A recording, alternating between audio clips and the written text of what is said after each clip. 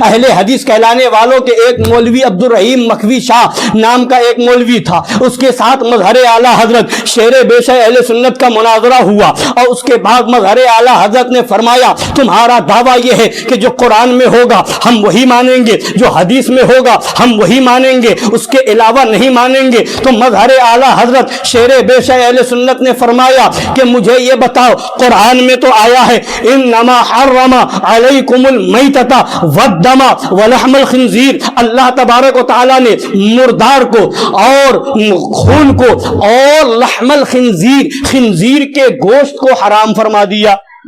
یہ قرآن میں انما حرم علیکم المیتۃ والدم ولحم الخنزیر، لحم الخنزیر، خنزیر کا گوشت، لحم مانے گوشت، تو فرمایا کہ لحم الخنزیر قرآن میں آیا ہے، اللہ نے لحم الخنزیر حرام فرمایا ہے، خنزیر کے گوشت کو حرام فرمایا ہے۔ اب اس کے بعد سرکار مظہر اعلیٰ فرماتے ہیں اگر تم واقعی عمل کرتے ہو، تمہارا دعویٰ یہی ہے، تو میں پوچھتا ہوں یہ بتاؤ کہ قرآن نے تو لحم الخنزیر کو حرام فرمایا، خنزیر کے گوشت کو حرام فرمایا، اب خنزیر کی کلیجی کا کیا حکم ہے؟ حرام ہے یا حلال ہے؟ خنزیر کی تلی کا کیا حکم ہے؟ حرام ہے یا حلال ہے؟ خنزیر کے گردے کا کیا حکم ہے؟ حرام ہے یا حلال ہے؟ خنزیر کی چربی کا کیا حکم ہے؟ حرام ہے یا حلال ہے؟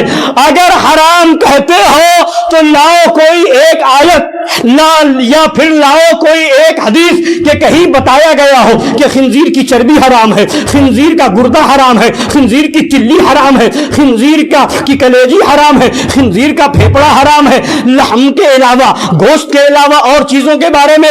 اور اگر نہیں دکھا سکتے، اور اگر اس کو اور قیامت تک صراحت کے ساتھ نہیں دکھا سکتے ہو تو کہو کہ یہ حلال ہے۔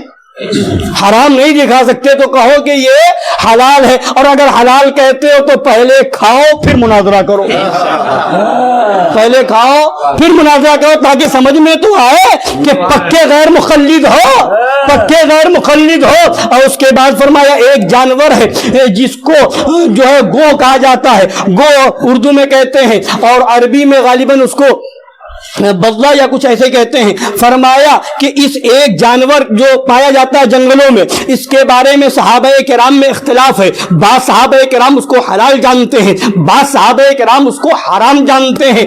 اب تم بتاؤ کہ تم اس کو حرام کہتے ہو یا حلال کہتے ہو، یہ سوال فرمایا۔ اور اس کے بعد فرمایا بتاؤ اگر حرام کہتے ہو تو جن صحابہ نے حلال کہا ان کی پیروی نہ ہوئی، اور اگر حلال کہتے ہو تو جن صحابہ نے حرام کہا ان کی پیروی نہ ہوئی، اور اگر کبھی حرام کبھی حلال اگر ایسا کہتے ہو تو یہ تو قرآن نے کافروں کی صفت بتائی ہے۔ قرآن میں ہے یحلونہ عاما ویحرمونہ عاما، کہ ایک سال حرام کہتے ہیں ایک سال حرام حلال، یہ کافروں کی صفت قرآن میں ہے۔ اور تم کبھی حرام کبھی حلال، تو یہ کافروں کی صفت تمہارے اندر پائی جائے گی۔ دوسری چیز یہ ہے کہ جس صحابی نے حرام کہا انہوں نے ہمیشہ حرام کہا، اور جس صحابی نے حلال کہا انہوں نے ہمیں حلال کہا۔ تو اگر تم کبھی حرام کبھی حلال کہو گے تو نہ اس صحابی کی بات پہ عمل ہوا نہ اس صحابی کی بات پہ عمل ہوا۔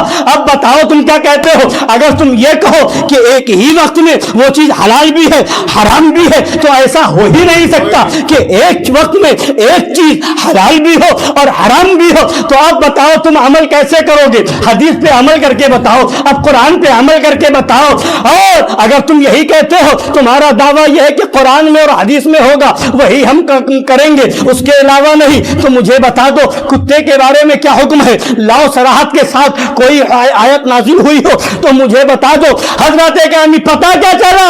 یہ صرف دعویٰ ہے، دکھاوٹی نعرہ ہے، لوگوں کو دھوکہ دینے کی چیز ہے۔ جب تک یہ دعویٰ نہیں کریں گے اس وقت تک یہ لوگوں کے اندر گمراہیت نہیں پھیلا سکتے، لوگوں کو اپنے پھندے میں پھانس نہیں سکتے۔ اگر چاہتے ہو ایمان بچ جائے، عقیدہ بچ جائے اور گمراہیت سے بچ جاؤ تو اس کا طریقہ یہی ہے۔ قرآن نے کہا کونوا مع الصادقین، سچوں کے ساتھ ہو جاؤ۔ جب سچوں کے ساتھ ہو جاؤ گے تو تمہارا ایمان بچ جائے گا، عقیدہ بچ جائے گا، گمراہیت سے بچ جاؤ گے، کفر و شرک سے بچ جاؤ گے۔